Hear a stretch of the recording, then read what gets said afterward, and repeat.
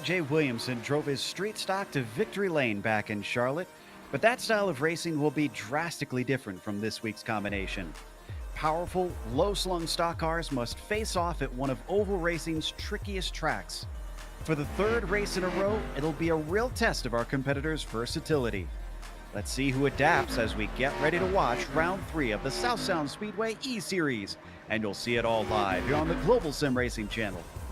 Hi, I'm Joe Peak, and with me in the booth is Gary Weaver. Behind the scenes is our director, Sean Crackers Ambrose, and he's using cameras provided by Dougie Beard. Phoenix International Raceway has gone through a myriad of changes over the past decade. Before all of that, though, it retained the same layout for much of its life. Let's head to our track guide to see what it was like.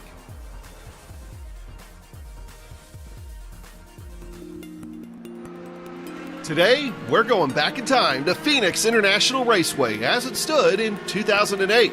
Before the big renovation in 2010, this front straightaway was even tighter than it is today. In 2008, it was a whole 10 feet narrower, so those track blocking incidents are even more of a possibility here. Turns 1 and 2 are an even 11 degrees from top to bottom. It still is tight though, but you don't have to worry about setting up for the dogleg on exit. Here, it's more of just a kink in the backstretch and nothing but grass and curves underneath. That, by the way, you don't want to hit. Going into 3 and 4, the track is back at its original 9 degrees. That wall on the exit of 4, though, still comes up in a hurry, so some things just never change. Overall, though, Phoenix has less grip and the track surface is bumpy. That desert sun taking its toll on it. While Phoenix opened in the mid-60s, it was more of a sports car and open-wheel facility. This facility saw it all with IndyCar, from the USAC days to the IRL kart split to modern-day IndyCar. They tore around this oval at blistering speeds. The Copper World Classic featuring USAC midgets and silver ground cars was one of Phoenix's marquee events. Stock cars didn't even show up until the late 70s, with NASCAR's West Series making multiple stops and modifieds having a few special events. Beginning in the 90s, the slide shifted NASCAR's ways. Nowadays, all of the NASCAR's major series come here. Today, we'll take that trip down memory lane and see who ends up in victory lane at the classic Phoenix International Raceway.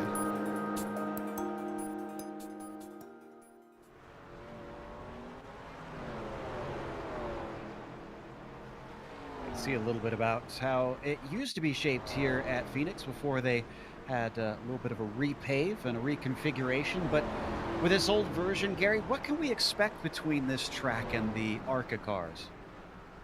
Well, this track and the Arca cars, it is absolutely incredible to drive, especially here though with that inside lane over, or not the inside lane rather, but that dogleg on the back straightaway with that grass. That's going to be something to really keep in mind here around this 1 mile track, is that, well, these Arca cars really love to step out, and well, once you get too far onto that dogleg where that grass is, the rumble strip of course can be used, but don't take that too early or leave it too late and you might be going around. Too much of that is it can be awful tricky here for sure with these vehicles. But before we get to the racing, I want to remind you that this race is brought to you by Key Property Services. Key Property Services Incorporated is a locally owned full-service property management, real estate, and construction contracting company. KPS has been serving the greater Clark County area for over 30 years. For more information, visit kpsinc.net. Key Property Services, where service is the key. It's also brought to you by United Roofs. As specialists in residential and commercial roofing services, they're dedicated to providing customer service that is second to none. Whether you have a new construction project or it's time for repairs, they offer the roofing services you need. To learn how to book a free estimate, go to unitedroofs.com. Today's race, as we've had all season, Gary, is going to be a bit unique. I believe you have the race details for what our drivers can expect out there. Yeah, for tonight, it's going to be round 3 of 12. Tonight, these drivers will be utilizing the Arca-Menard's Chevy Impala for tonight. That car is going to be something to really try and wrestle around turns 3 and 4 here. For tonight, it's going to be a 95-lap event. Everyone will be on the exact same setup, and everyone will have 3 sets of tires available to them. So that first set will be available, and the next 2 will be available in pit road. So essentially, about every 30 laps, you could get a new set of tires. Imagine that tire conservation is going to be a big talking point during this race. It is a mile track, but it's very flat out here. And this old version seems to be known for chewing up tires. Right now, they're just getting the warm up in. They've got about 5 minutes left before they start the qualifying. They'll each get 2 laps for that one. Gary, it is going to be a little bit cloudy, it appears, today with 88 degrees Fahrenheit on the track surface. That's a bit of a mercy here in Phoenix, even though it would be kind of hot in some other tracks. How do you think that's going to affect the racing? For tonight, well, with those with the tires and the track temperature and the 88 degrees of track temperature, 84 in air temperature, humidity 55, that would definitely be something here in Arizona for sure. It'd be a little bit weird feeling to say the least, but 88 degrees, it could be really wearing down that right front tire especially. We've been hearing the drivers on the radios that saying, well, that right front tire is going to be the one tire to save. And, well, of course it is, because that's going to be the thing that you're wearing down the most in these corners. That lack of banking, that doesn't surprise me. I wonder if it'll be a case of who can save their stuff the best for the end. As we watch them continue to cycle around right now, Caden Anderson has the quickest lap in our warm-up. Kenneth Garber behind him. Eric Johnson Jr. doing quite well, but Isaiah Gill, who was a front runner at the Charlotte Motor Speedway in the street stocks, shows that he's still good even when you get a little bit more than just foot to the floor around here. And the number 15 has got himself 4th on the timing sheets here in the warm-up, only a 10th off of our quickest runner. AJ, our winner last round, is actually still in 10th place, but he's yet to put too many laps in, so he might still be getting accustomed to things. How much do you think experience will weigh in on these drivers here? Because I have to imagine some of them have at least run this a little bit here, since this is a free track now.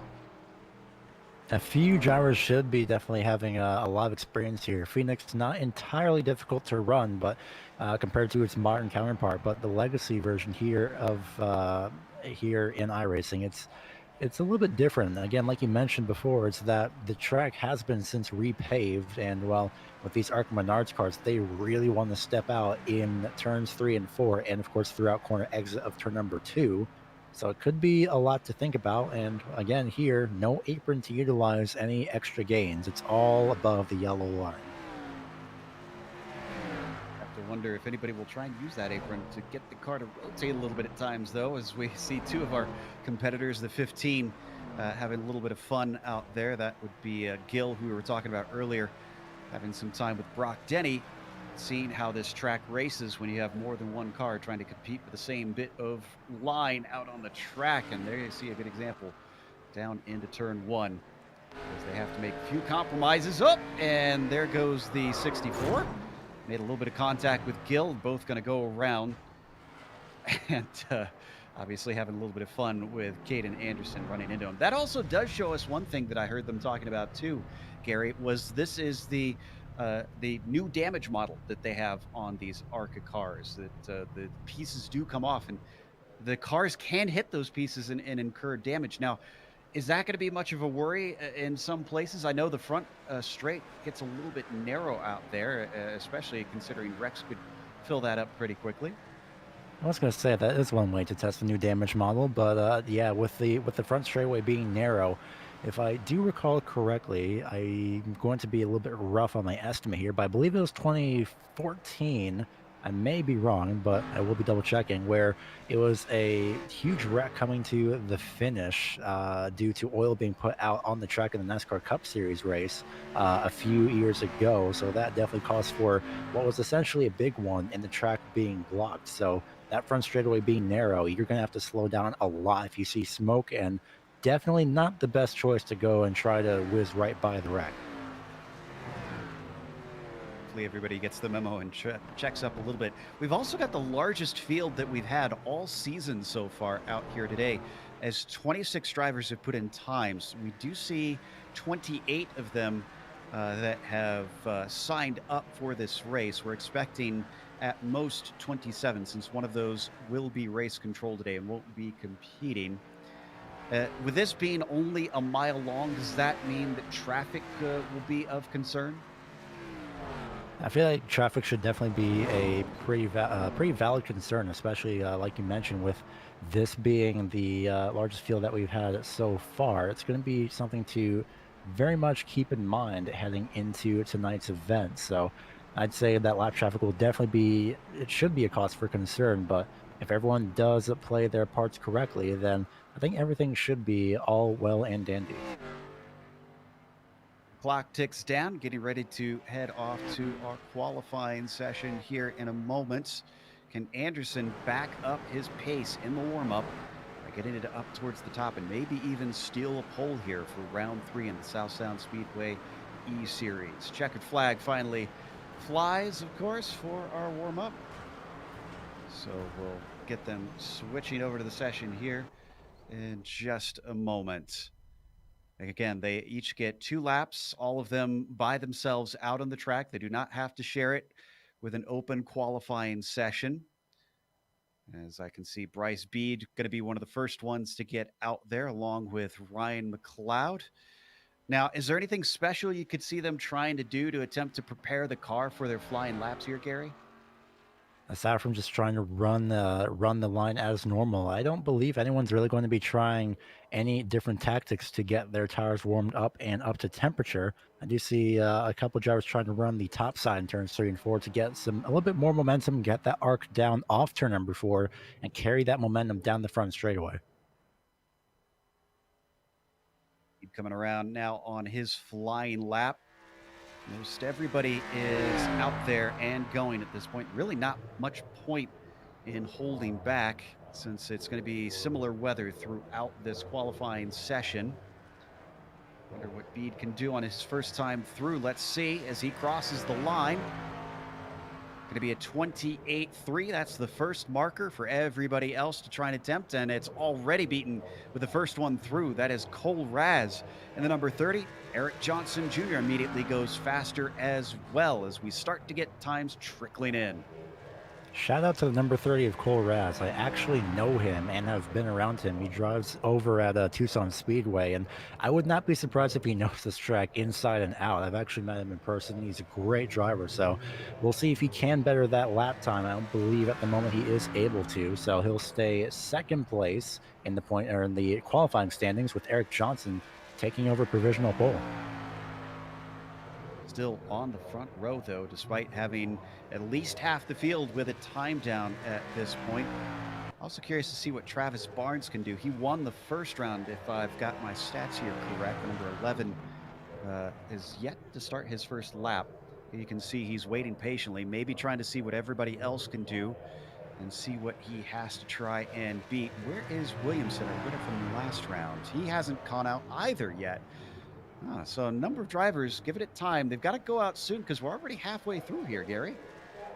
Yeah, it's 30 seconds per lap, so they should pretty much be going out right now if they have not yet already, unless they really want to try and get it down to the last about a minute and a half, as Raz is still just making, at this point, some practice laps around as qualifying has not completed yet. So taking a look at the number 7 of Dylan Huffines.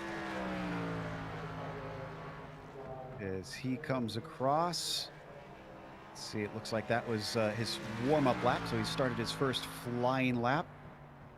Number 7 managed to put it, let's see, where was his practice time? Looks like he was down in about 10th place.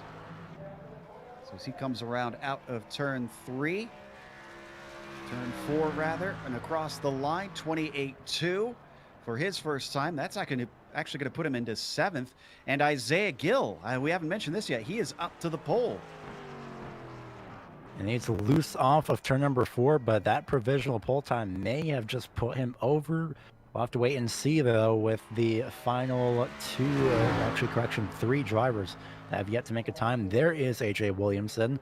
He's going to try and complete that qualifying run. I believe this will be his final lap in that number 2 machine. So he'll drive it off turn number 4. Can get better than a 28.4 for his personal time. He does, and he'll shoot right up to that 6th place position.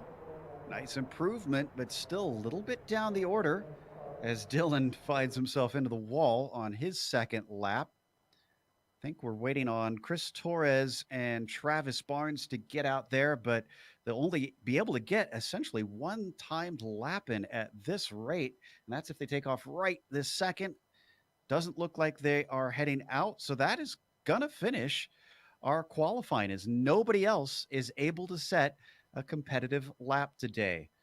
Let's go through our starting order for the race then. Isaiah Gill will be on the pole with Eric Johnson Jr. starting in the second position. TJ Hartman will be in P3 at the drop of the green with Caden Anderson starting fourth. And as you mentioned, local driver Cole Raz starting in fifth. AJ Williamson, good enough for sixth. Does he have better race pace than that? We'll find out soon. Dan Lowther will be in seventh, followed by Brock Denny in the eighth position. After that, the fifth row has Dylan Huffins in ninth and Christopher White rounding out your top 10. Bryce Speed will start off in that 11th place position on the inside of row number 6. Hayden Plyben starts off in 12th place. Chris Bellensa, will start off in 13th. Kyle Matthews will start 14th. 15th place being rounded out by Andy Johnson, who has Eric Cheney on his outside starting 16th. Jeff Pearson will start 17th. Matthew Dichinowski starts 18th. 19th place is Derek Presley, and 20th being rounded out by Scott Dagenstein. Cloud starts 21st today. He'll be followed by Sean Jones to his outside in 22nd.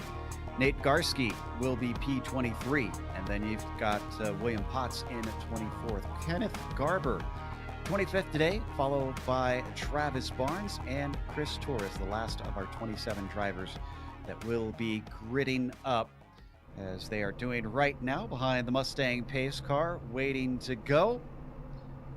So what are your expectations today, Gary?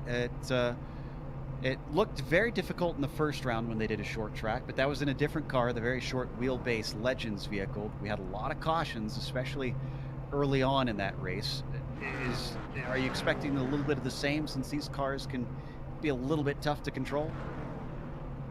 Yeah, I wouldn't be surprised if some drivers did wash up the track in turns 3 and 4 on the opening few laps, especially on cold tires. But again, the track temperature could help them out just a little bit. And of course, double checking with that track temperature relatively the same. It's only dropped down 2 degrees, so it's being a little bit forgiving, but that's only for the moment. Just more cars that need to grid up, then we will get going here today for round 3 of the South Sound Speedway E-Series. Once again, a reminder and a big thank you, of course, to our 2 sponsors, one of which is, of course, Key Property Services. If you want to check out them and see if they could help you out, they are at KPS Inc. That's INC.net. And, of course, United Roofs. If you like their work, they are at UnitedRoofs.com. I think that is the last of them. Scott Dagenstein, and he is not gridding up. Dagenstein going to start from pit lane here. That will certainly make life difficult unless he gets an early caution, as we take off behind the Mustang pace car down through 1 and 2. The very narrow and tight first couple corners here, leading on to the backstretch. I definitely have my eye on Isaiah Gill, Gary, after the way he's performed in the first 2 rounds. Yeah, Isaiah Gill, very much a driver to watch, especially with, well, his past performance and his past few races. I would not be surprised if he was up in the top 5 by the end of the night. Just 2 more corners to go, and then they will be released. What have they got underneath them? Do the drivers have a handle on these much more powerful cars than they've raced in the previous 2 rounds? Mustang pace car is in. Gill waiting. Green flag is out. A very good jump for the 15 as he immediately pulls away from Eric Johnson Jr. TJ Hartman not able to get inside of him. He'll stay in third, though he's got a challenge on the outside from Anderson. Oh, we've already got a car. Yeah. I do believe it looks to be the number 18 of Nate Garski around turn 1. I think he had a little bit of contact, it appears. I think it was with 23 and the number 23, yeah.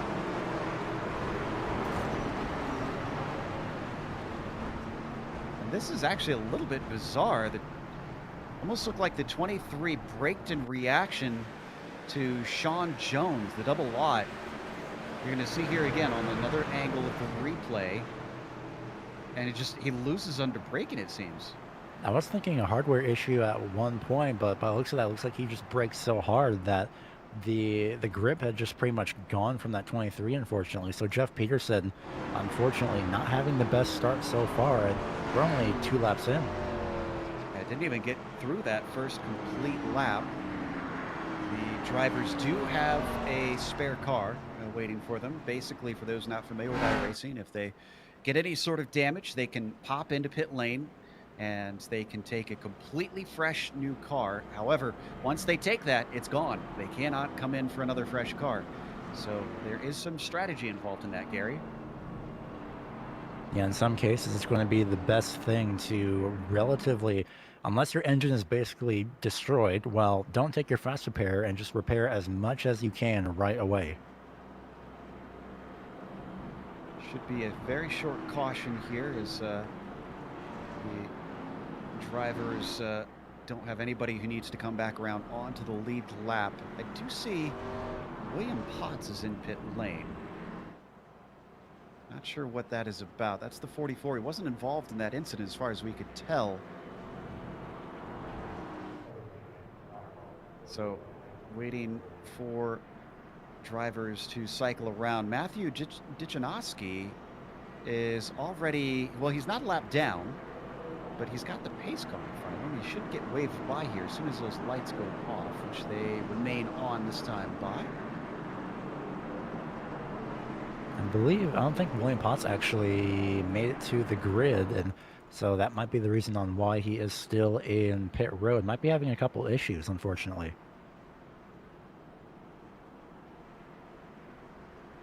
So we're down to 25 drivers racing currently. Dagenstein didn't take to the grid either. He still is gone. Still sitting in the lane, so only a quarter century that will be taking the restart as far as we can tell for the time being. Sounds like they're getting a little thing sorted out in the background as we try to suss out a couple of penalties that were supposed to be applied from last round. They thankfully got the early caution that they're getting those in order. So we'll wait for the lights to go off this time. I think we should get that this time through. There we go.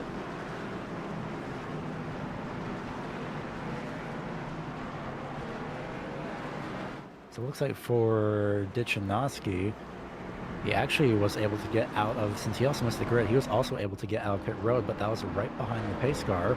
Looks like they'll have him go to the end of the field. All right.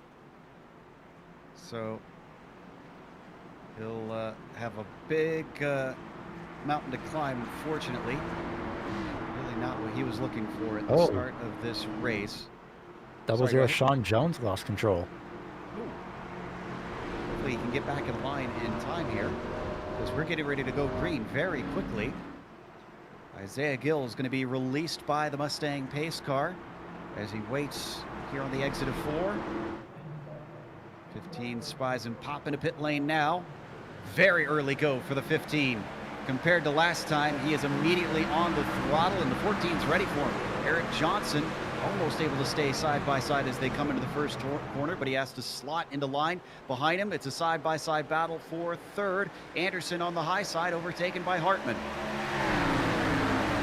It's a great side-by-side battle for that third place position, and that quickly gets down now to single file with Hartman making his way into third place. So Isaiah Gill back out front here at Phoenix. Eric Johnson settles in second, Hartman third place.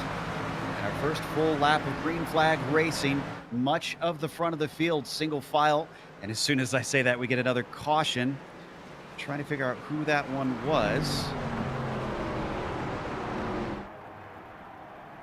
Oh, that was William Potts this time in the 44. He did actually get out on track.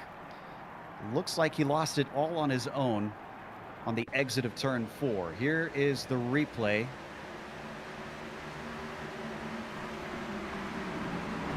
And hit that barrier at a very horrible angle. And unfortunately for William Potts, that might pretty much be his day done. It looks like, looking back earlier as well as we were out on board, this is how easy it is to lose the car, and unfortunately just not able to control it. I think Potts may also be having some different issues as well, as because he did spin out. He initially took about a half lap, got spun around, or spun himself out, unfortunately, in the tri-oval and the dog leg, reset, took a tow, and then unfortunately this happened. So William Potts unfortunately deciding to call it a day. Yeah, unfortunately, that's another one that is not going to see the checkered flag. He's retired the car and put it behind the wall. So we're going to take a little moment under yellow once again. Eric Johnson Jr. still retaining second, but interestingly, TJ Hartman now up into the third spot. Looking through to see if we've had any good big movers in what little green flag racing that we've had thus far. I do see that Hayden Plybon, the number 17, is up 2 positions, which is actually quite a feat considering we've had roughly about a lap and a half of green flag racing. That's a great job by that number 17 machine to make his way up into the end of the top 10. And in fact, every driver, well, almost every driver, scratch that, top 6 drivers currently sit as they started. 7th and 8th being Brock Denny and Dan Lother. They swap positions. They started 7th and 8th. Well, they started 8th and 7th, respectively, with Denny and Lother. That's 9th place being Dylan Huffines, who still sits in 9th. And then Plybon sits 10th.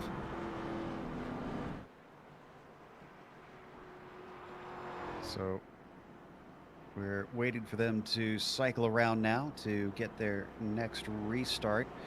We've lost Belanca, I think, the number 42. I'm trying to figure out what happened to him. In the meantime, also I see Dichanowski. Looks like he is getting a wave around, and he's getting back on the lead lap. Remember, he was the one that was sent to the back of the field a lap down last time. So I imagine the 21 super appreciative to get the quick caution to be able to get back in the game. So a bit of a lucky break for the number 21 early on. Luckily, he will not be trapped a lap down, at least for the time being. So he'll get back on the lead lap, and then he'll get himself reset and be able to actually challenge for positions here on this next restart.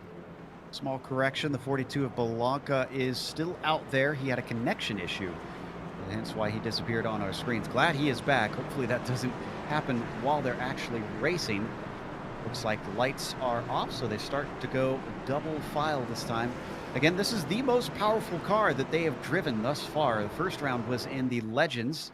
Second round was in the Street Stock, which, even though it is a very big car, it's not quite all that full of grunt. Whereas this thing, this is well, it's the Arca car, which is pretty top tier oval racing here in the States.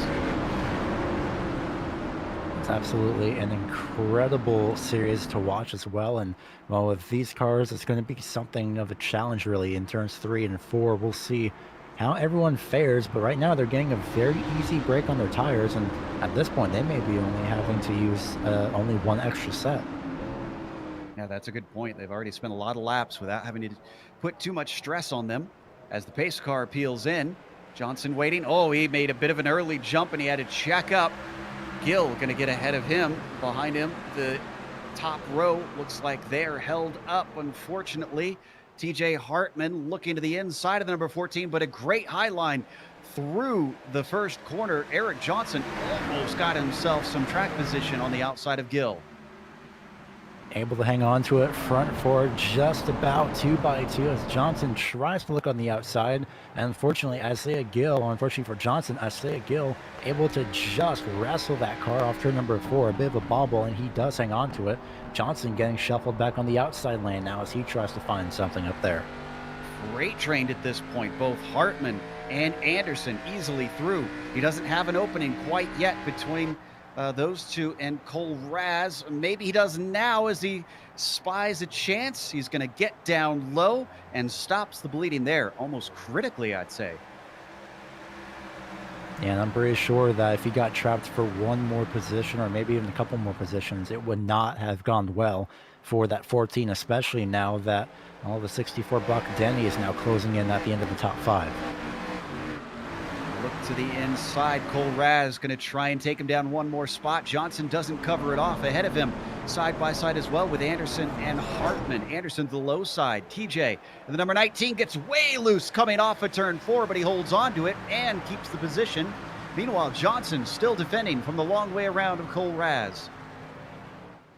Well, essentially what this 14 did, it was only, actually maybe not the outside lane or the outside run going great for the 14, but only because I believe Raz had gotten a little bit loose there on the exit of turn number 2, drifted up, and then had to slow down actually to avoid dooring the 14. So good awareness so far, but right now that 30 is not letting go of that 4th place. Look at how close he's riding the back bumper behind them. We've had some battling between Williamson, Huffins, and Lothar. This is for 7th, 8th, and 9th position. There you see on the high side, the red and white machine is last round's winner, AJ Williamson. He started this race in 6th, and he's been falling backwards. He's in 9th right now as things stand. Oh, and I think that was Lothar hitting the outside wall. That may have been actually. Going to be looking back at that in a quick moment, but luckily if he did, it doesn't seem to have done much. And no, actually Lothar was able to stay off the wall, and my oh my, he had quite a drift though off turn number 4. Cole Raz was able to get by for 4th place. In the meantime, we're looking at Johnson and Raz. Raz up into that 4th that you just mentioned. As they come down into turn 1, all that fighting has separated them from the top 3 by a big margin. It's almost a second between Raz and Anderson. We'll be looking at that top 3, and just almost appropriate timing as Caden Anderson looks to the inside of the 19 of TJ Hartman on turn 3. Not able to challenge though, unfortunately, but he's trying to somehow, some way find some type of an advantage, and unfortunately for the 21 of Matthew Dichinowski, he's going to be falling back another lap down once again. And while these lap traffic, or the lead lap traffic, is going to have to navigate him, does Caden put it 3 wide? He decides against it. Just enough room for the 19, and a bit of a break for the 21 as the caution is out. Trying to figure out what caused this one. Huge damage. Oh yeah, Cheney, I believe in the 76, it looks like, involved here. Yeah, that was correct. Started with the 76. So happen on the backstretch through the kink. Car's just gonna get loose on him, and Garski just plows into the side, practically T-bones him right there. Oh, nowhere to go. Unfortunately, that car just kind of drifted into the middle of the track. Couldn't quite pick a side. We're going to watch from Garski's view. See which way is it going to go. Oh. Yeah. You know, we hear drivers talk about that a lot, Gary, that the importance of getting your foot onto the brake and stopping the car. Yeah, it's correct, and it's something for sure. But my oh my, what heartbreak for the 18. He does have a faster pair available, I believe, but not really the best way that he wants to use it so early on, I'm sure. Got some good running in there. We've got a few takers on pit lane. I see Jeff Peterson in. The double lot of Sean Jones also down the lane. Bryce Bead, I think, went into pit lane just as the yellow flag came out. So I think he was safe on that one, but he is a lap down, unfortunately, because of it.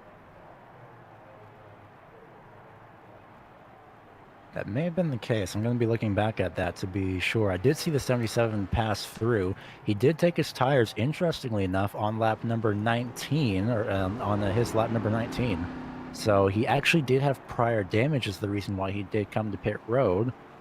And, well, that's something. So coming to get us faster. This is the driver that we saw T-bone the 76, Nate Garski. He's going to try and get back out on track, but that thing is not looking healthy. I think it's safe to say he did not use his free repair yet. I feel like he should at this point. Yeah. Unfortunately, it's. I get what he's trying to do, try and get some amount of laps, but that car is just not going to be driving for much longer. And if it does, well, the engine's going to go first. For sure. Unfortunately, we are currently running lap 22 here. This is caution number 3, I believe, that we've had for the day. Lost a few drivers in the process. Garski's back down pit lane, so I think he has changed his mind. And actually, he's getting tires right now, so that's one of his sets that will be down. Quite interesting to really try and stretch the second set of tires throughout the majority of the race, or at least I hope that's what's happening for some of these drivers taking their tires early. But again, since we've been under caution for quite a bit, only had maybe just a few laps to run, these tires could go for probably just about until maybe another, say, 20, maybe 15 to 20 or so laps. Should be about halfway. That could be useful if we get late cautions too. So right now they're getting double file. We're going to get restarted once again. So we've had, looks like Peterson, Jones, Dichinowski have all been down pit lane. Bede, of course, Garski as well have been in and out. So that's a few that we're pretty certain have at least taken one set so far in today's race. Everybody else has not visited pit lane yet.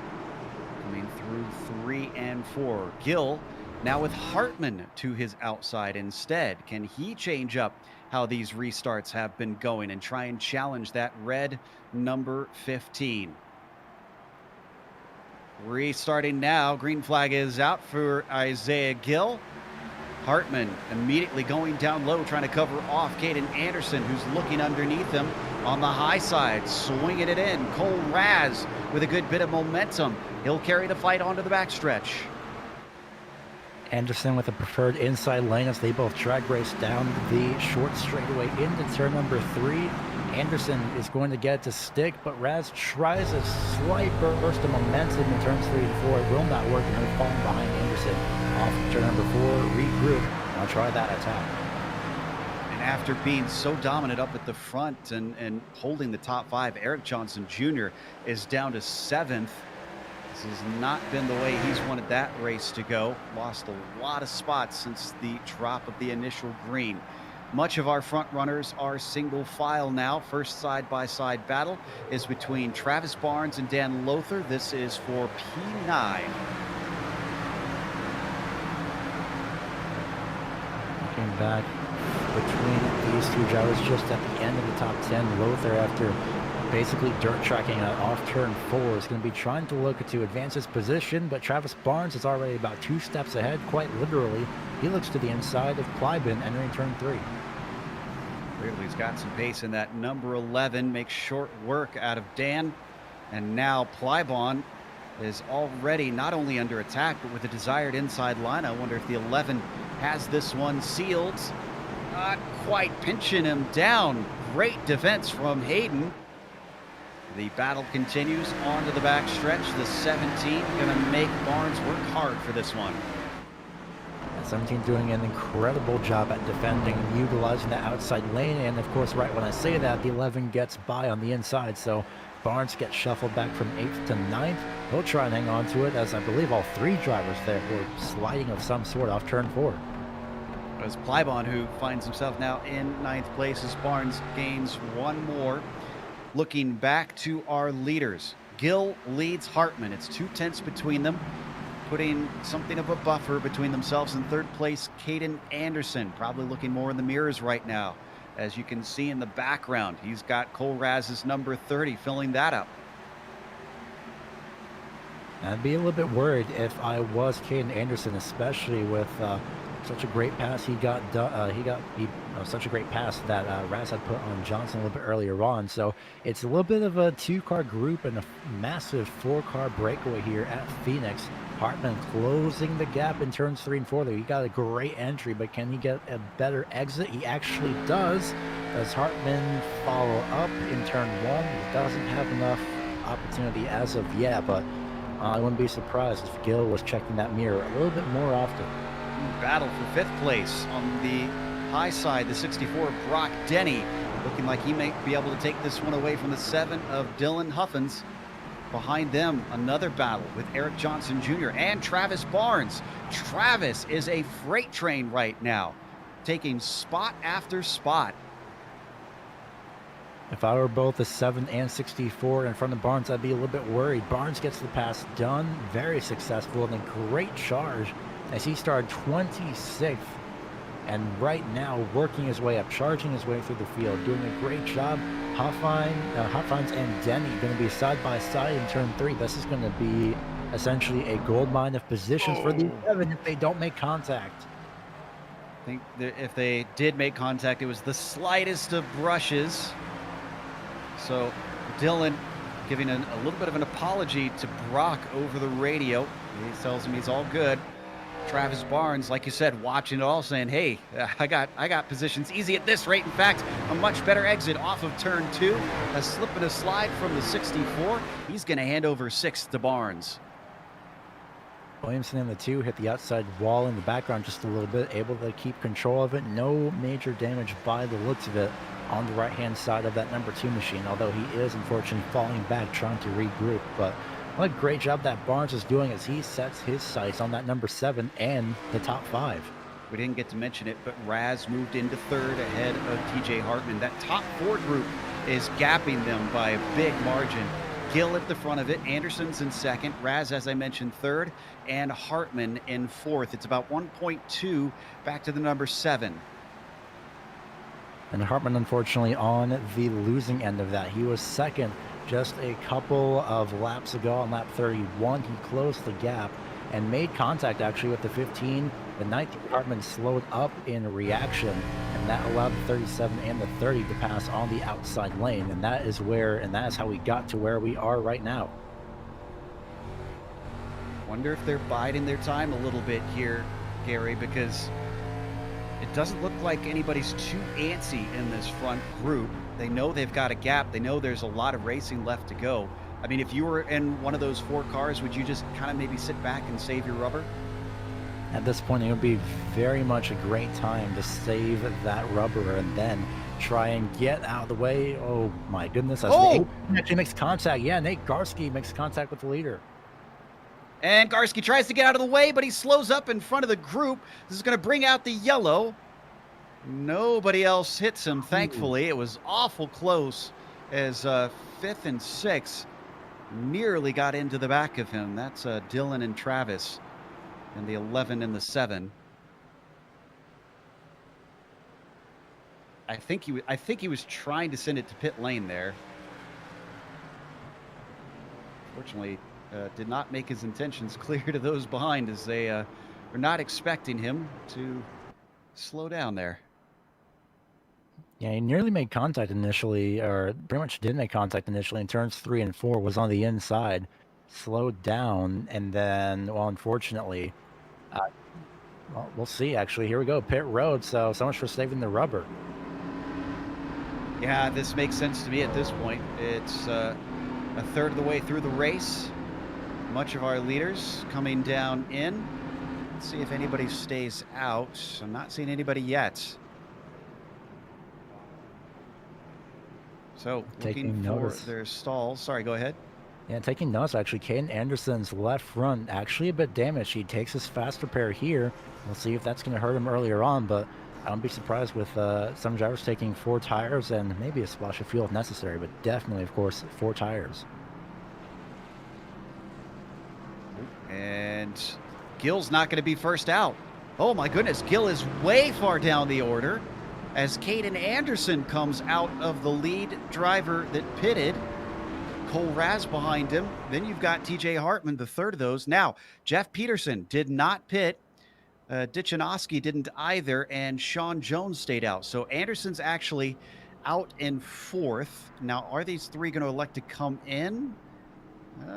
No, it does not appear so, except for Sean Jones. The double lot regrets his decision. He's going to take a little bit of service, but Peterson and Dichinowski are electing to keep the track position.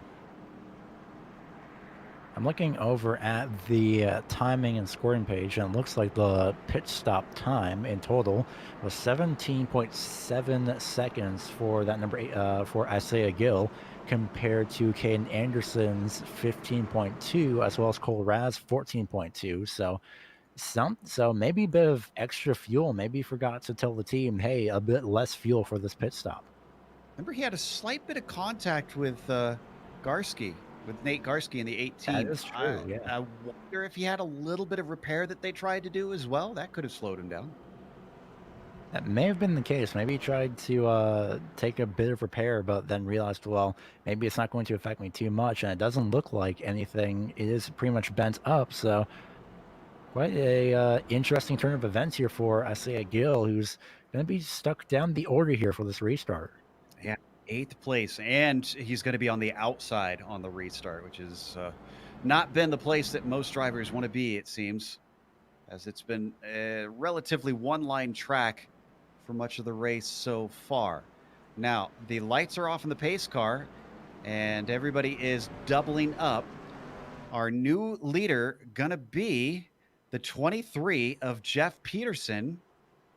Or actually, are they doubling up? Maybe I called that too soon. That might be They are. Not sure why, but unless my map is incorrect. No, Garski's a lap down, and he's slotted into position in a weird spot. He was, I thought, in front of most of these drivers. Now, okay, now he's letting everybody by. So it looks like he's been given an end of line since he was part of that incident. They do penalize drivers involved in the incidents. Here comes the Mustang pace car. And Peterson on old tires gets on the throttle, but look at how tough it is for them. The 21 of Dichinowski can't even get his throttle down as he starts to be overtaken by those below him. Hartman and Anderson easily through. And we've got a caution. Big wreck. Oh, no. Lots of cars involved in this one. Through 1 and 2. I'm trying to find the instigator here, and I think... Oh, was this Isaiah Gill, actually? No, AJ Williamson. Williamson, the number 2. It is a huge crash, and it was the 2 of Williamson.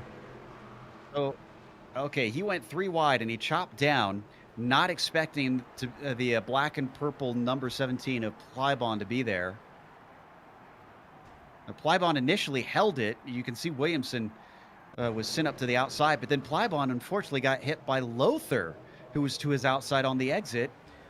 And then from there, both of those incidents basically caused big pileups. It's an extended wreck that started in turn 1 and ended all the way on the entry to that dogleg corner, unfortunately. So many drivers involved, and many drivers not going to be given the chance to save their faster pair. So this actually seems to have worked out pretty decently for Jeff Peterson. He held on to the lead. Dichinowski, not quite as well. He's down to 6th after that restart. Someone I noticed on the last restart as well, and the number 7, Devin Huffines, was started.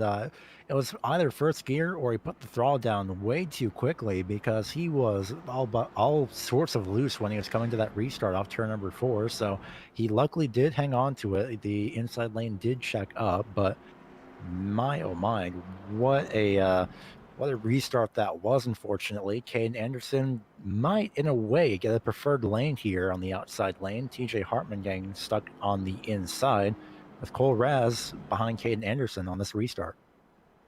I was going to ask, because we did see it, it seemed like the old tires affected them trying to get on the throttle when the green flag flew. But that time he had another car beside him that was also on old tires. So is Peterson vulnerable to being overtaken into turn 1 by Anderson? At this point, I'd believe so. While Anderson may not have the preferred lane, Of course, it could be possible for him to get the jump on the outside lane. If he does time it right, of course, within the rules to restart. So I wouldn't be surprised if Anderson was able to get that car to stick on the outside. Who who else have we lost here? I think Eric Cheney is still taking significant repairs. He's 2 laps down. Not sure if we're going to see him again. Ryan McLeod has since left this race, unfortunately. Looks like Williamson is back out and still on the lead lap. Actually, oh, wow. AJ Williamson has not taken his free repair. I will be amazed if that car is up to pace. If we put the cameras on that thing, it's something more of a modified currently. That's definitely a modified. That's for sure. I'm not sure if it's actually going to be. It's the same thing I said earlier. I'm not sure if it's going to be worthy of running that car around because the engine will go before you even remotely have the chance to get to pit road. Lights are out. So Williamson taking a very, very big chance here, and not one that I'd recommend. Our director's dad used to race modifieds, and he raced a modified Pinto. Sean, were Impalas ever used? Did you see? No. So sounds like Impala's unfortunately not the car of choice. Is the Arca car. This is the Chevy Impala that these cars are driving here on iRacing. So we get ready for another restart. Don't forget about Isaiah Gill, still stuck back there. He's still in 8th. He hasn't made up any positions on that restart. Can he do something now? Will this one be clean? As they come off of the final corner, big jump there from the 23. He was on that immediately, trying to cover off Caden Anderson, not allowing him a chance to attack here into turn 1. In fact, Anderson has Cole Raz looking around the outside, but look at the difference in speed as the 23 has to catch the car. He is way down low in bleeding spots left and right. Raz is our new leader with Anderson in second. TJ Hartman trying to take that away from him on the high side. Well, a great move both by Anderson and Raz, but Hartman to follow through as well. A great job as they scramble behind. A wonderful move, split 3 wide, move to the outside, so the outside lane benefited both drivers of the 30 and 37. TJ Hartman just followed his way through as the 37's around on the back straightaway. Caution is out. I think we're going to get just a lone spinner out of that one. Poor Caden Anderson going to lose a lot of spots from that one, though. He was in second place when that happens. Let's wait and see if we get anybody who attempts to come and pit on this one, or if everybody stays out. They're still catching up to the pace car. Cole Raz just reaching that Mustang now.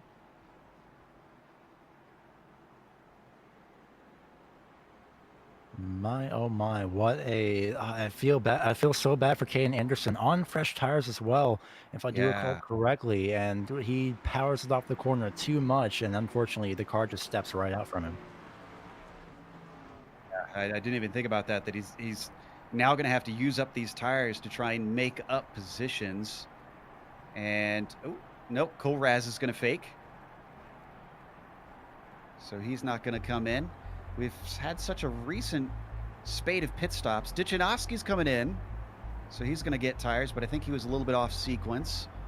Caden Anderson is actually going to come in for tires, and Derek Presley is entering as well. So that's some of our back markers coming in. We'll see how that all shakes out after the break. We'll step away for just a moment. We're past halfway through today, so don't go away. Still plenty of racing action here for the South Sound Speedway E-Series.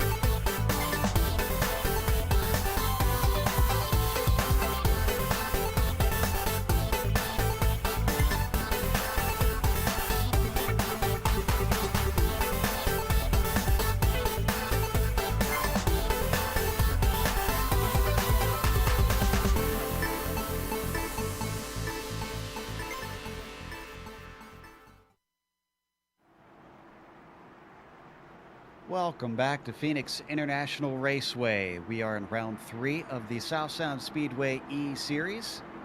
And these Arca cars have been proving quite tricky for the drivers to master. Some of them have been a little bit more adaptive than others. Cole Raz certainly one that has found himself slipping into it easily. You mentioned, Gary, that he comes from late models, which isn't too far from these Arca cars.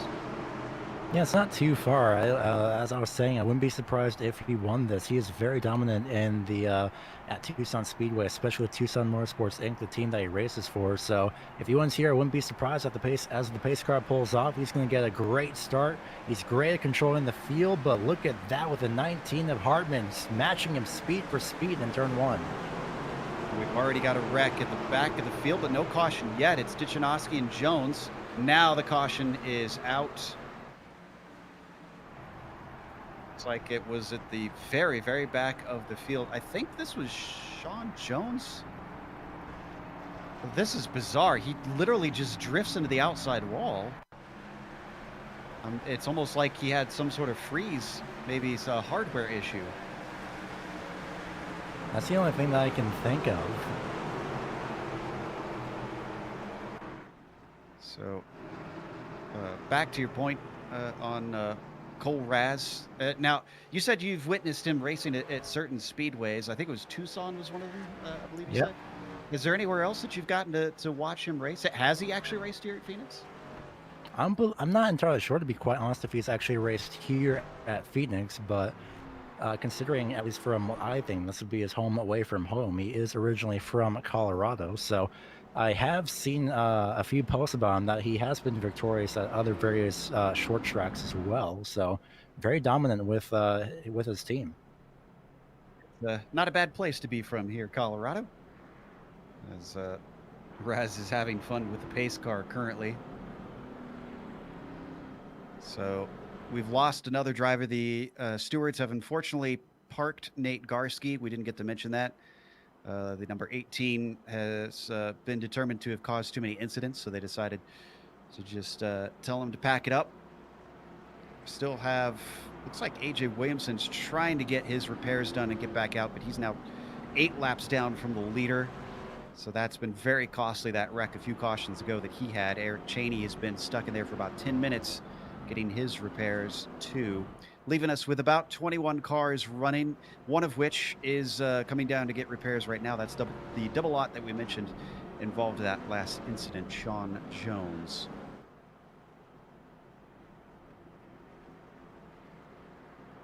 Right now, just waiting and anticipating to see if the lights do go out this time. They do not just yet, so Hartman, with that previous restart, a bit of a note that he matched Raz pretty much right on that restart, so maybe a bit of a threat on the outside lane is that number 19, but, well, sitting directly behind is Eric Johnson, who has made his way back up to 3rd. Yeah, great recovery there from the 14. Remember, he was as far down as, I believe, 8th position at one point and is now back in the hunt, and he's going to be on the inside on that restart. Now, remember the 23 not taking tires one of the times and getting himself track position? He's still up there. Jeff Peterson is currently restarting in 4th this time through. So my hat is off to Jeff for making a strategy call that looked risky, but the gamble seems to have paid off. To put this in context, as we come to, I believe, what should be the 1 to green, at the start-finish line, the drivers that did most recently pit are going to be on lap number 18 of their tires. Jeff Peterson going to be on lap number 34, and he's sitting in 4th place. What a great job he's doing so far. All right. Are we getting double file? Yes, we are, because the lights are off. So looks like we'll get going one more time on lap 56 out of 95 to contest this race. They do have 2.5 hours to try to complete this thing. I don't think we're going to reach that limit. If we do, then please send help to the booth. That'll be a long day for us for sure. Let's see what Cole Raz can do. Last restart was pretty good. TJ Hartman to his outside, but Eric Johnson Jr. hungry after being denied the win at Charlotte Motor Speedway. came oh so close. He'll be looking to try some tricky things here now that he's back in the hunt. Waiting for the pace car to peel in. There he goes. And green flag is out. Good start there for Cole Raz. Slight overlap for TJ Hartman. Not looking like he'll really be able to do much into the first corner. Indeed, he immediately gets down to the bottom side. Isaiah Gill side by side as well for the 64 of Brock Denny, trying to get back into things as he led much of the early part of this race. Ahead of him, the 23 and the 11 fighting. Travis Barnes charging as we got another caution. Back of the field, I'm trying to spot who that is. It looks like Blanca in the 42 and Johnson in the 28. It looks like that was actually in reaction to the 28, but both drivers made contact. Actually, no, the 42 just completely lost control. Yeah, the 42 had his own thing happen there, and I think it looks as though Johnson just got ran into from behind, trying to check up. Great job by everybody else avoiding it. Unfortunately, Cheney did hit the wall pretty hard as he weaved his way through that. So he's probably going to have damage there. Here's the checkup. Oh, wow. Ooh, and Matthews has got to be worried about that hood. That's that new damage model, Gary. I've seen in races past where an unbuckled hood can actually fly up into your view. I've experienced that as well. Would not recommend, and would very much recommend that he would get the hood fixed as quickly as possible. But of course, you can get that back down if you do brake hard enough. But well, you just better hope that the hood doesn't come up during a green flag run. Looks like we've got our place driver ready to give us an in-race interview. Travis Barnes joins us. Travis, this is Joe Peak with GSRC. Do you have a copy? Looks like he might be a little bit distracted right now. The number 11 out there currently running in second place. That last restart definitely served him well. We'll give it one more try. Nope, looks like we're going to abandon that one. So we'll try and talk to Travis Barnes a little bit later. Nobody coming into pit lane, though. And we're getting close to that 2/3 mark, Gary. I almost wonder if it might be worth it to come in and get that last set of tires, top up on fuel to get to the end and call it a day and hope that you cycle to the front. I'd say at this point, it would very much be a good idea to go to pit road, especially if you're Jeff Peterson, who now, by the way, sits third place. And in fact, I believe, actually, now that I look again at the list, well, you talk going to pit road. I believe the 30 of Cole Raz actually went to pit road last time by, so he gave up that track position, gave up the lead, went to pit road. Great. So at least one driver was listening and decided that it was worth the risk. They have switched this to single file restart, by the way. The stewards have decided it hasn't been clean enough lately on these restarts. They're going to give this a go at a one file line. Should get the lights off this time by on the pace car as they cross over the start finish line. It's a bit of an update on drivers that did actually go to pit road. It was so few that we didn't really notice, but it was Eric Johnson Jr., Hayden Plybin, Dan Lawther, Andy Johnson, Chris Belanca, Cole Raz, and Sean Jones. He might actually be 2 laps down, correction, so scrap Sean Jones, unfortunately. So about 6 to 7 drivers taking their last set of tires early. Cole Raz feels confident about this strategy. See if he can get back to the front. Certainly looked good once he did get out there. Did it with the pit stops last time. Maybe the pit stops will help him win the last third of the race as well. But what about TJ Hartman now that he has the lead? The 11 will be following, will be watching to try and get himself a good jump. Look at him just offset himself as the green flag flies. TJ Hartman on the gas, and he is away. Everybody down into turn one. A little bit of a challenge between Brock Denny and Caden Anderson, the number 37, trying to get fourth away from him, has already got an overlap, and there you can see. Yeah, we haven't seen Caden Anderson ever since he spun out off of turn number 2, but he has gotten back, made his way back up slowly and methodically, and that 64 getting shuffled back on the inside. I see a Gill with a huge bobble, hangs on to it off turn number 4. A great save by that 15. Wreck in the back, but no caution yet. Eric Cheney is still on track, trying to drive his way back to pit lane. There you see his bumper on the inside. I'm hoping this doesn't bring out the caution as the leaders start to catch him. He's staying low and out of the way, so I think we're going to be okay.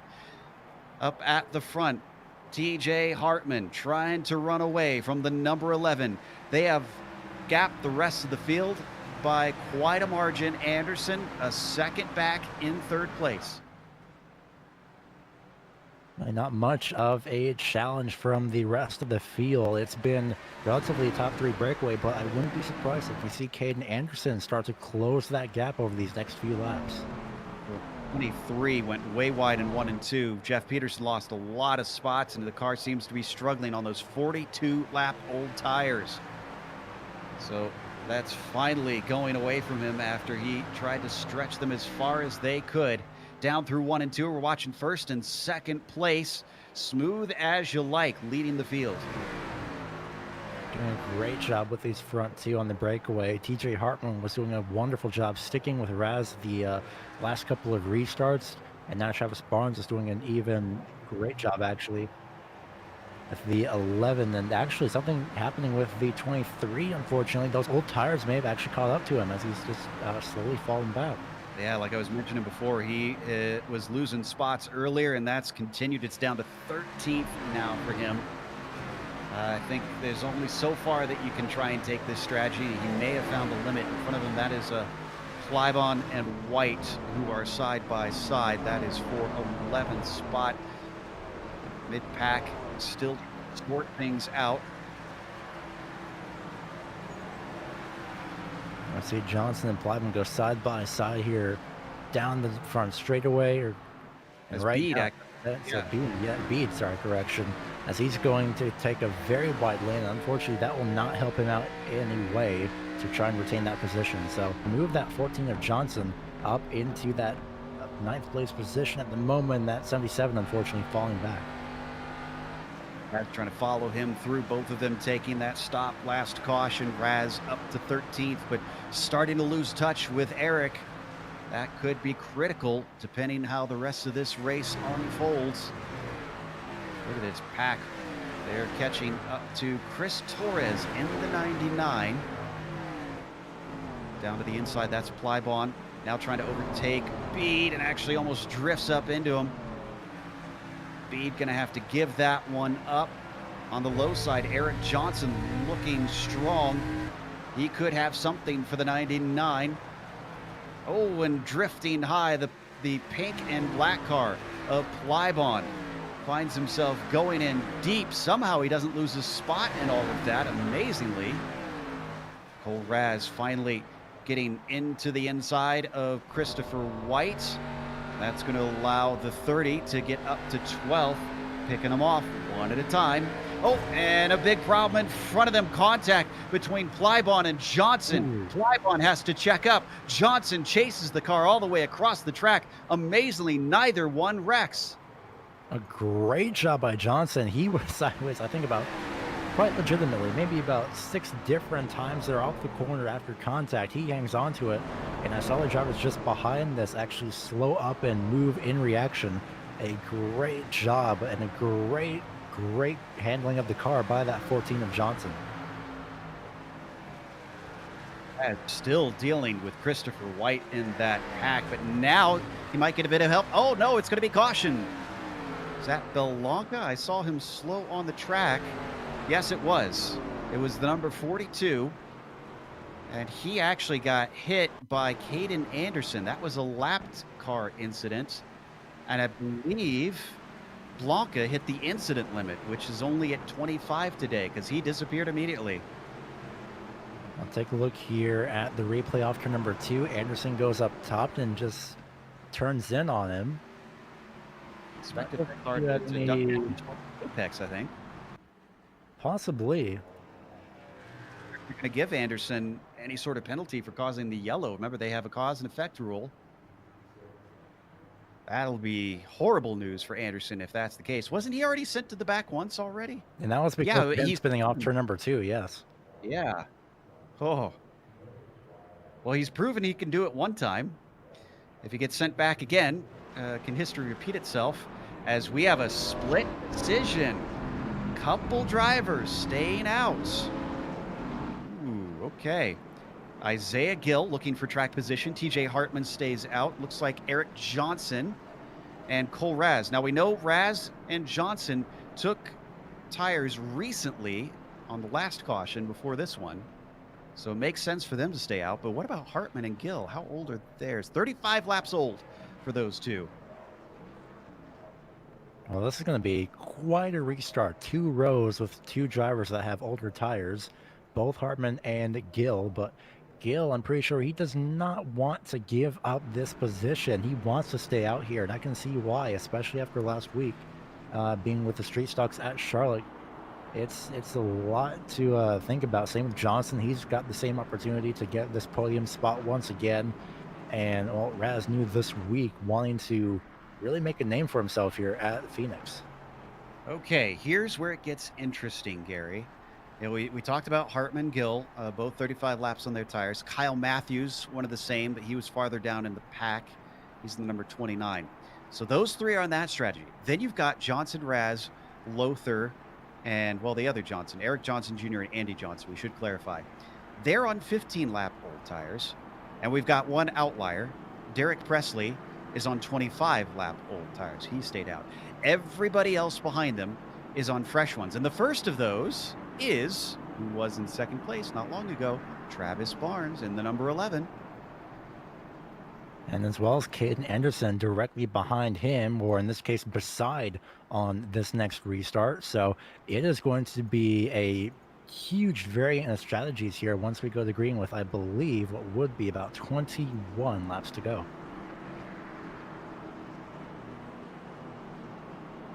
Listening a little bit here to some of the stewards talking to the drivers.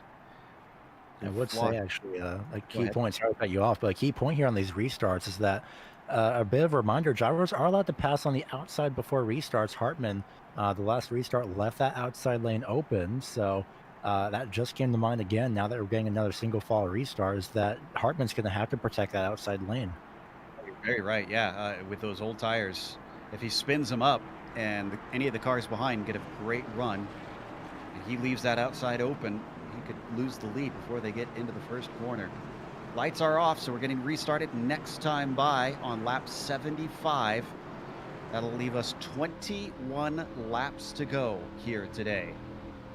It's coming down to it,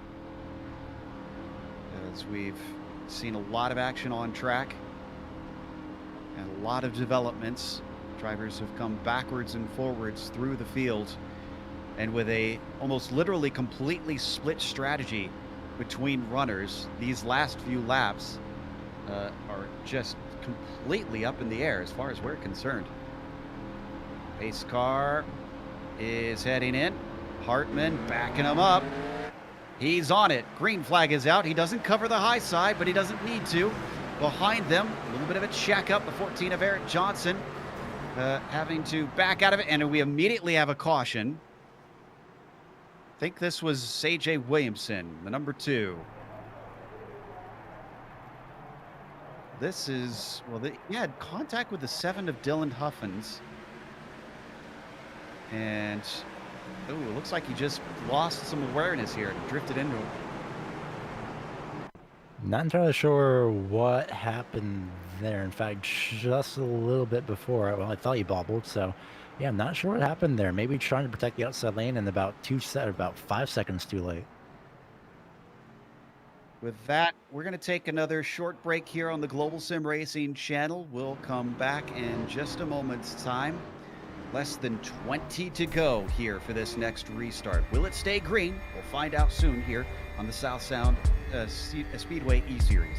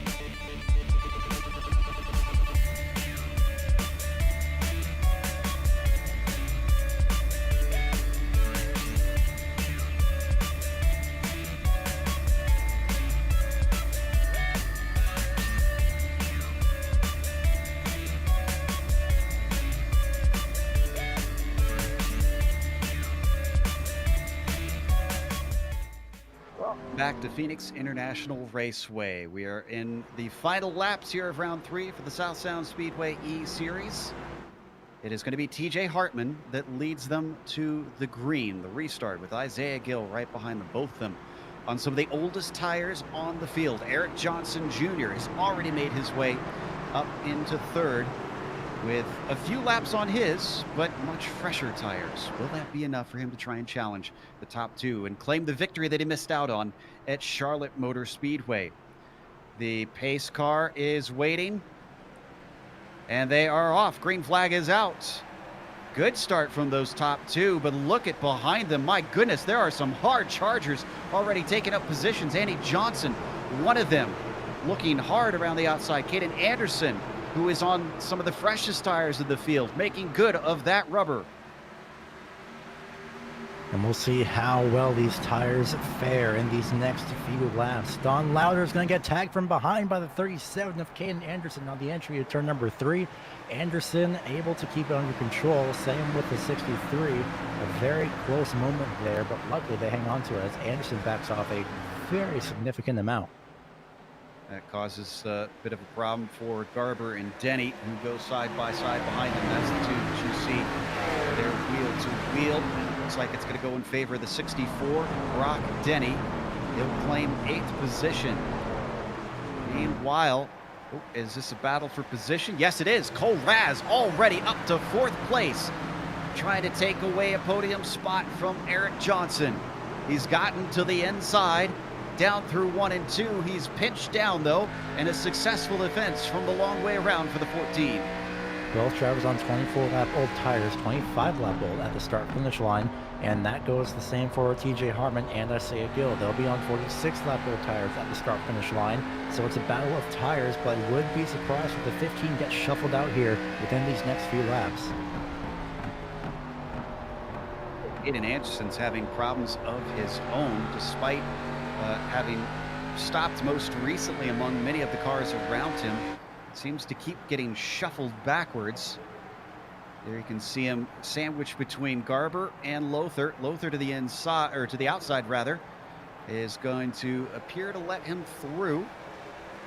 It'll be a nice easy pass for the 37. Looks to be another pass attempt for 3rd place. Raz right on the left rear quarter panel. In fact, he's just able to get to the inside, but still, Eric Johnson Jr. doing a great job powering off on the outside. He's not going to let Cole Raz have this one easily. Behind them, things getting close, and actually contact being made between Andy Johnson and Caden Anderson. Johnson gets completely turned, and he is irate. Absolutely steaming inside of the cockpit. 37 of Anderson came charging hard into the corner all over the back bumper, and unfortunately that's what caused that incident. This is the replay. Puts his bumper right to him, and then eventually gets turned around. That was Johnson in the 28 you see facing the wrong way. He's oh boy, he is still incredibly hot under the collar. Talking to the stewards over the radio to get them to look at it. And a little bit of a fake to pit lane from Isaiah Gill. I think that's a little bit too late of a call, if I'm honest. Well, I'd say if you don't hit the commitment cone, you're just cut it about enough. Stewards are waiting for the drivers to pit, and they've said they're going to give an EOL to Anderson.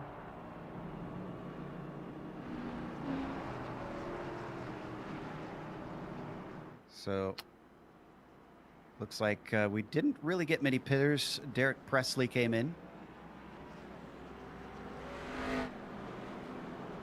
And, Caden sounding very unrepentant out there. In fact, he's confident in his speed, it sounds like. Well, he's going to need a lot of it in these final. I'm going to take a little bit of an estimate here. I believe 8 laps here if we do get the want to go signal in the next 2 laps, as the pace car's not crossed the start-finish line yet. But If that's the case, Caden Anderson could be dropping back from currently. No, never mind. Actually, he's already gotten the EOL, so I would say he'd be currently dropping back from about the top 5 to, by the looks of it, about 17th. You're right. It stops him at 15th. No, he's waiting for Djanowski to go through.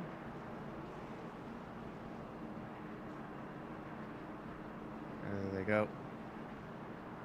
So, yeah, Caden Anderson, for our viewers wondering,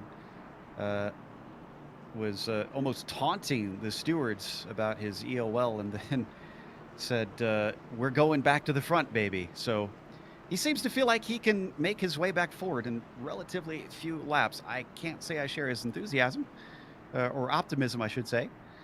TJ Hartman still our leader. Isaiah Gill will be starting in second. Eric Johnson. I'm a bit surprised here, Gary.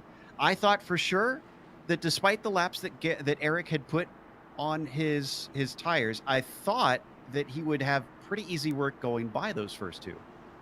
Yeah, that's exactly what I was thinking, is that the tire wear was going to kick in at some, or it had to kick in at some point for these front two of Hartman and Gill, but they are doing an incredible job at keeping those cars not only up to speed, well, not only under control, but also up to speed, especially with Hartman, where in that previous run, he was able to get about 20, looking by about maybe 28.4 seconds being his fastest, as compared to, say, Eric Johnson Jr., where it's about relatively the same. Off on the pace car, going to get restarted with 7 to go. TJ Hartman, can he be winner number 3 of the season? He's got Isaiah Gill facing him down. Gill probably pretty hungry for a win, considering he's been quick in rounds 1 and 2. Let's see what he gets on this restart. Can he try and challenge, or will they both get swamped by 14? Mustang pace car is in. Green flag is out. Very poor start from the 14 as Cole Raz caught him sleeping, going around the outside. We might have a wreck on the front stretches. We've got Lothar off and spinning. We got a caution. I believe. Wait, another wreck. The 4 and the 2 made contact in turn number 2, unfortunately, when they were slowing up for the caution as well. And there you see them. Double zero again with the same kind of contact. We're going to watch the replay on Dan first in the 63. Side-to-side contact. Once again, this starts on the straight with Denny. There. Okay, so he just didn't realize there was a car low. Flipped him. And then Plybon gets into him. And then you said it was the 2 that was involved in the next one? And the 4 and the 2 made contact. And then here comes Sean Jones waiting, and unfortunately just nowhere to go again. Bad luck for that double zero once again. And that may have had something to do with it, unfortunately. Those quick issues may have thrown Williamson a little bit off guard. Yeah, he maybe didn't expect everybody to slow up quite that quickly. We're waiting for them to catch up to the pace car at this point. Isaiah Gill has got to be getting frustrated now, knowing that he's been this close to wins in each of the prior rounds. And I mean, they are going to get a restart, but if they get another caution, unless Isaiah can get a really good restart, that'll be another one denied of him. That is indeed correct. I'm double checking to make sure. I'm going to be double checking the lights around the track just to see if it was timed correctly. But I did see Cole Raz up on the outside lane, and I heard the spotter call green. I'm just going to be double checking to make sure that he actually didn't jump the start, because if he did, he's not going to be able to serve it under caution. So he may possibly be at risk of losing that 3rd place position. But well, looking back, the light went green, and Raz had just inches to spare before overtaking the 14 on the outside. So that was incredibly well timed. Well, you said he's a good driver out in real life, and he's showing it once again here in the sim, translating it to what could be a podium finish, as we are down to 4 laps to go. How many we get left will depend on if we get the lights out next time by, which would give us 2 to go if that was the case. If they don't go out, the most we can have as a single lap under green. If that happens, we will not get another caution, as iRacing is unable to throw a caution once the white flag is out. Let's just hope, whatever the case, Gary, that we get a green flag finish here. Hopefully that is the case, but for Isaiah Gill, I'm pretty sure he's also just hoping that he does get the chance to go get another shot at TJ Hartman on this restart. He does have a chance again on the restart, but he's going to need that run to help him out. Granted, they are again on the same set of tires in a sense. 56 laps at the start finish line on their run. Cole Raz with 35 and Eric Johnson also with 35. Again, that's going to be at the start finish line. So do the lights go out this time? They do. So it will be a 2-lap shootout for Isaiah Gill and TJ Hartman. This will be interesting. This means that it could be finished under caution. Interesting to note, out of 27 starters eventually, because we had some late bloomers, we only have 15 cars left on the lead lap. What can Isaiah Gill do to get himself to victory lane? He's been oh so close in the first 2 rounds. Can Cole Raz maybe upset him? Maybe get around both of them, come in for his first time and take a win?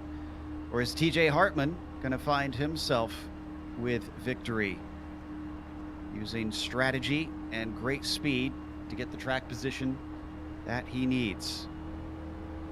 Come around the final corner, he gives a wide berth to the pace car. Green flag is out. He checked them up big time, to the point that Gill actually gave him a bump to the back. Raz now has a run to the outside. Can he do anything with it is the question. He's going to try to. He gets a little bit of momentum, but he doesn't have the overlap. Gill now needs to focus forward, as we got a wreck behind them. Will this bring out the caution? They're off course. That's Plybon and Denny. They stay off course. Can we get to the white flag and finish under green? Down to the line, and the yellow flag is out. That's going to end it, and TJ Hartman is going to win. And that second crash was in turns 3 and 4. What a huge break for TJ Hartman just as he was coming to the white flag. Oh my goodness, that's great for TJ Hartman, but terrible for Isaiah Gill and Cole Raz. They were having such a great run for second place. So close to getting this one finished under green, but it's just not meant to be. TJ Hartman, as he comes out of 3 and 4. What a run from the number 19 car. He's going to be able to take victory here today in Phoenix for round 3 of the South Sound Speedway E-Series. A win for TJ Hartman. Nicely done. All right, so looks like as the drivers come across the line, it's going to be Isaiah Gill who comes home in second, with Cole Raz in third. We'll have the full rundown after the race, or after the break here. Get some thoughts from the drivers, hopefully. But stick around, because on screen you'll see all the upcoming races here on GSRC.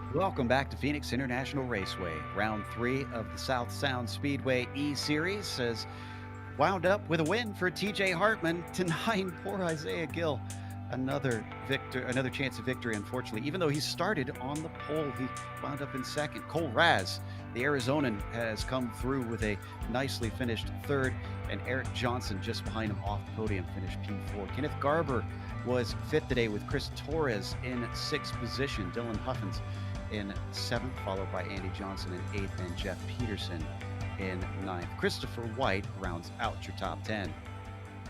11th is Caden Anderson. 12th place, Colin Matthews. Brock Denny finishes 13th. Derek Presley finishes 14th. And rounding out the top 15 is Dan Lothar. Matthew Dichinowski and Hayden Plyben finish 16th and 17th. 18th place is going to be Bryce Beatty. 19th is AJ Williamson. And 20th is going to be Sean Jones. There on down, you fall into drivers that unfortunately DNF today. Travis Barnes, Chris Belanca, Garski, Cheney, McLeod, Potts, and Dagenstein. We've got our fourth place finisher with us in the booth, Eric Johnson. Eric, it looked like you made an early call at the end to come in for tires and get your final service done. It seemed to pay off until those last few starts. Did the tires just not have enough to challenge Hartman and Gill for you? Yeah, it really came down to that final go there, and a couple times it was really on me. I just wasn't able to get a good visual on the leader and kind of slipped up on starts there, but really just overall had to come in late there for tires. I started falling back early once I saw the tire wear was really kicking in, so just thought it'd be a good decision to make the best run I could on new rubber and see what happens. And luckily we finished fourth, and that was a little crazy finish there with the caution, but I'm just glad we were able to get another top 5. Racking up the points, but still without the win so far this season. You and Isaiah seem to be a little bit snake bit so far. Do you see anything down the line that looks a little more your strength that you could maybe run away with it? Yeah, there's definitely a few races I've got my eye on. I definitely like going both left and right, so I'm looking forward to Sonoma once we get back around to the Arca cars again. So that'll be a really fun race for me. And there's a few others I got on mind, but really just those driver demanding tracks. I hope to put the time in off track, and hopefully when it comes down to it, I'll be in winner's circle.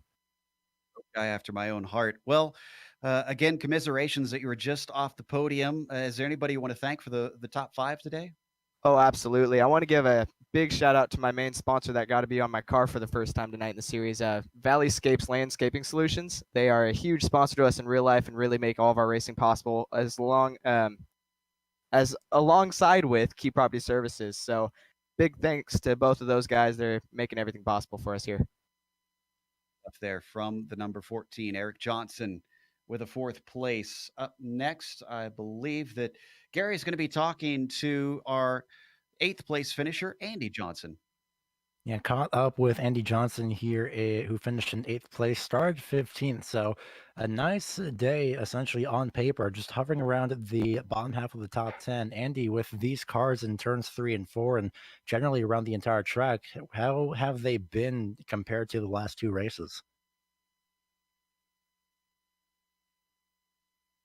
May not actually have Andy as of yet. That may not be the case. So we'll go ahead and give it back to Joe.